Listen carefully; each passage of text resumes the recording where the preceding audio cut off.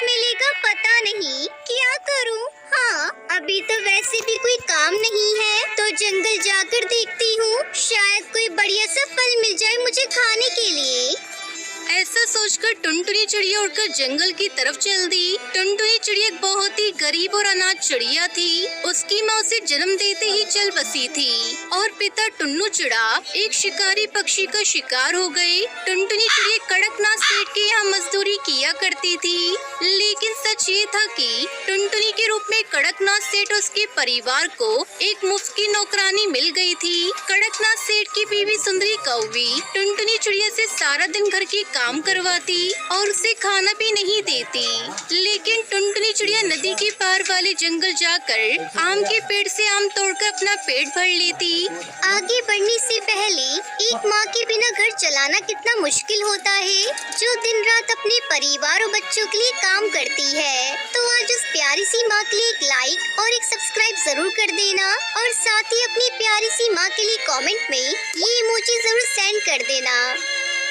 अरे वाह, ये आम बहुत मीठे हैं। ऐसा करती हूँ, एक दो तोड़ लेती हूँ, शाम को खा लूंगी।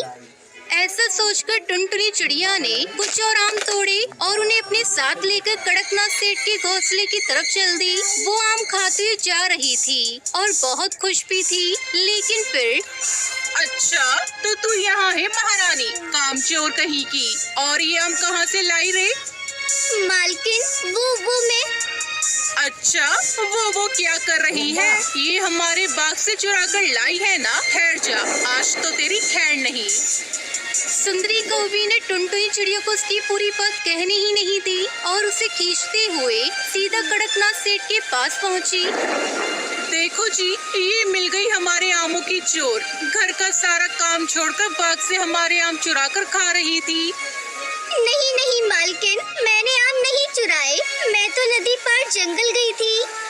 चुप हो जा, नमक हराम कहीं की, तेरा कोई नहीं। ये सोचकर तुझ पर तरस खाया हमने, लेकिन सच है तुम फटीचर पक्षी कभी किसी के सगे नहीं हो सकते। उठाओ इसे और फेंक दो हवेली से बाहर। अरे ये क्या कर दिया आपने? मैं तो बस 2-4 डंडी लगवाने लाई थी आपके पास, आपने तो उसे घर से ही निकाल दिया। अब कौन करेगा सारे काम? कमाल करती हो भाग्यवान, मुझे पहले बताना चाहिए था ना कि क्या करना है और क्या नहीं। अब बाहर निकाल दिया है तो अभी तो वापस बुला नहीं सकते। ससुरी अनाथ है ना, 2 दिन में खुद ही आ जाएगी, जब पेट में भूख से आग लगेगी। सुंदरी कौवी मुंह लटकाकर वहाँ से चली गई। उसे भी यही लगा था कि टुनटुनी जल्दी ही घोंसले में वापस लौट आएगी, लेकिन असल में टुनटुनी चिड़िया के साथ जो होने वाला था उसके बारे में कोई सपने में भी नहीं सोच सकता था।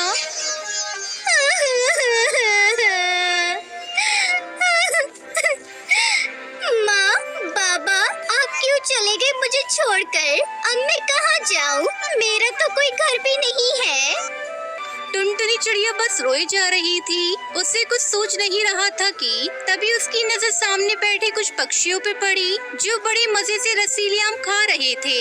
उन्हें आम खाता देखकर टुनटुनी चिड़िया को कुछ सूझा और वो सीधा जंगल गई, उसी आम के पेड़ के पास जहाँ से उसने आम तोड़कर खाए थे। और फिर इस दुनिया में सिर्फ तुम ही हो जिसने मुझे बिना मारे या मुझसे कोई काम करवाए बिना अपने मीठे मीठे फल दिए मुझे खाने के लिए। तो क्या तुम मुझसे दोस्ती करोगे? क्या मैं यही तुम्हारे पत्तों की छांव में बैठ जाऊं? टुनटुनी चिड़िया के ऐसा कहते ही उस पेड़ की पत्तियां जोर जोर से हिलने लगी और फिर अचानक पेड़ के ठीक नीचे की जगह पर हवा का एक तेज झोंका आया और वो जगह बिल्कुल साफ सुथरी हो गई। ऐसा लगा मानो पेड़ ने खुद टुनटुनी चिड़िया को बैठने के लिए जगह दी हो। ये देखकर टुनटुनी चिड़िया बहुत खुश हो गई। शुक्रिया दोस्त, अब अगर तुम बुरा न मानो तो क्या मैं एक और आम ले सकती हूँ? पहले जो मैं लेकर गई थी वो सारे वही गिर गए जब मालकिन ने मेरे कान खींचे थे। टुनटुनी चिड़िया के ऐसा कहते ही आम के पेड़ से एक बड़ा सा रसीला आम नीचे टुनटुनी के बिल्कुल पास आ गिरा। ये देखकर टुनटुनी बहुत खुश हो गई। मजा आ गया दोस्त, अगर मुझे पहले पता होता कि तुम मेरे दोस्त बन जाओगी तो मैं बहुत पहले ही तुम्हारे पास आ जाती। अब सब अच्छा होगा, तुम्हारे मीठे मीठे आम और बातें घोंसला तो भी नहीं है मेरे पास। घोंसले के बारे में सोचकर टुनटुनी चिड़िया एक बार फिर से उदास हो गई और उसकी आंखों में आंसू भी आ गए। लेकिन तभी आम का पेड़ जोर जोर से हिलने लगा। ऐसा लग रहा था मानो बहुत तेज तूफान आ गया हो। ये देखकर टुनटुनी चिड़िया घबरा गई और पेड़ से दूर जाकर खड़ी हो गई। तब टुनटुनी चिड़िया ने देखा कि तेज हवा से ही पेड़ के पत्ते टूटकर गिर रहे हैं। टुनटुनी सोच में पड़ जाती है। ए पेड़ दोस्त, तुम अपने इतने सारे पत्ते क्यों गिरा रहे हो? अच्छा, अब मेरे समझ में आया, तुमने मेरे घोंसले के लिए पत्ते गिराए हैं। अब मैं तुम्हारे पत्तों से अपना घोंसला बनाऊंगी। टुनटुनी चिड़िया की खुशी का तो ठिकाना ही नहीं था। टुनटुनी को मानो सब कुछ मिल गया हो। वो उन पत्तों के इकट्ठा कर कर सुंदर सा पत्तों का घर बनाती है और कुछ ही दिनों में वो पत्तों का घर बनाकर तैयार कर लेती है। बहुत बहुत शुक्रिया दोस्त, तुमने मेरी इतनी मदद की। अब मैं कभी नहीं रोऊंगी, हमेशा खुश रहूंगी।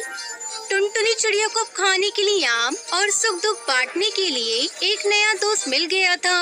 इस तरह टुनटुनी चिड़िया खुशी खुशी पत्तों के घर में रहने लगती है।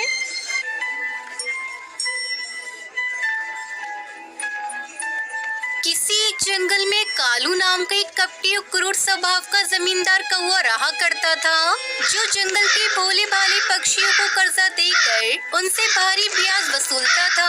आज कालू अपने दो साथी भूरा कबूतर काले कौवे के साथ वसूली के लिए निकला था। तभी उसकी नजर जंगल के एक किसान टुनटुनी चिड़िया पर पड़ी।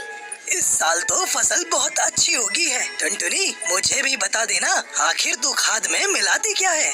कुछ नहीं कालू सेठ, मैं खाद में कुछ भी नहीं मिलाती, बस जी तोड़ मेहनत करती हूँ और ईश्वर से प्रार्थना करती हूँ और मेरी फसल हर साल अच्छी उगती है।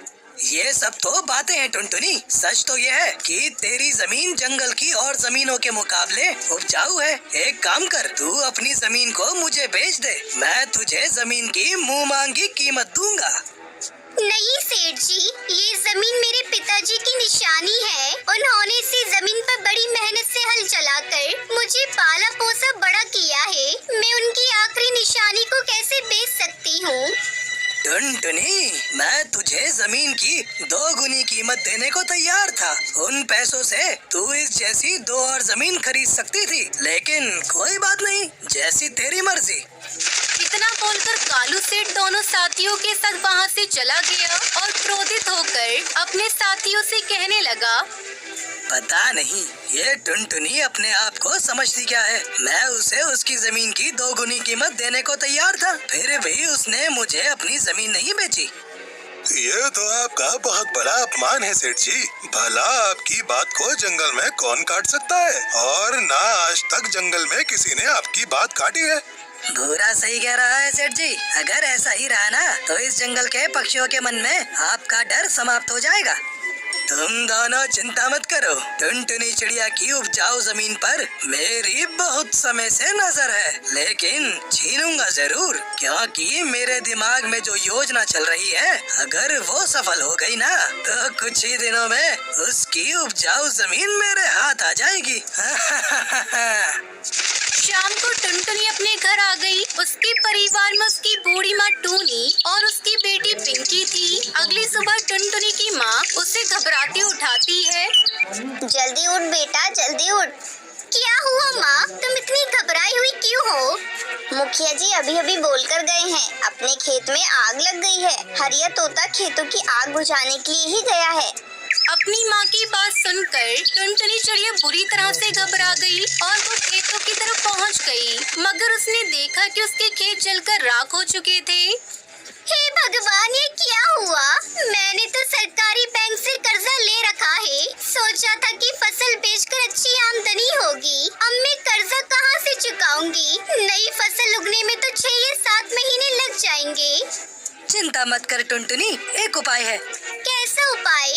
क्यों ना तुम कालू सेठ से कुछ पैसे उधार ले लो और 6 महीने बाद उसे पैसे लौटा देना। ठीक है, मेरे पास इसके अलावा कोई चारा भी नहीं है। टुनटुनी कालू सेठ के घर में पहुंच गई। तुम्हारे साथ बहुत बुरा हुआ है टुनटुनी, जिसने भी किया है ना, ईश्वर उसे कभी माफ नहीं करेगा। टुनटुनी, तुम एक पढ़ी लिखी और बुद्धिमान चिड़िया हो। बोलो, तुम्हें कितने पैसे चाहिए? मुझे सिर्फ 50,000 रुपए की जरूरत है। कालू सेठ ने टुनटुनी को 50,000 रुपए दे दिए और टुनटुनी के एक पेपर पर सिग्नेचर भी ले लिए। कुछ दिन बाद कालू सेठ अपने साथी पूरा और कालिया को लेकर टुनटुनी चिड़िया के घर पहुंचकर बोला, इस मकान को खाली कर दो। ये कैसी बातें कर रहे हैं आप? तुमने मुझसे 50,000 रुपए कर्ज लिया था और एक सादे स्टैम्प पेपर पर अपना अंगूठा भी लगा दिया था। उस स्टैम्प पेपर में साफ साफ लिखा है, अगर तुम 5 दिनों में मेरी रकम मुझे वापस नहीं देती तो तुम्हारा घर, तुम्हारी जमीन, सब कुछ मेरे नाम पर हो जाएगा। ये तो मेरे साथ धोखा है। तुम जो समझ लो, अब सीधी तरह से यहाँ से निकल जाओ। लेकिन मैं अपने परिवार को लेकर कहाँ जाऊंगी? मेरे पास कुछ भी नहीं बचा, मुझ पर दया कीजिए। कालू सेठ अपनी जेब से एक ताश का पत्ता निकाल कर बोला, जिंदगी एक जुआ है टुनटुनी।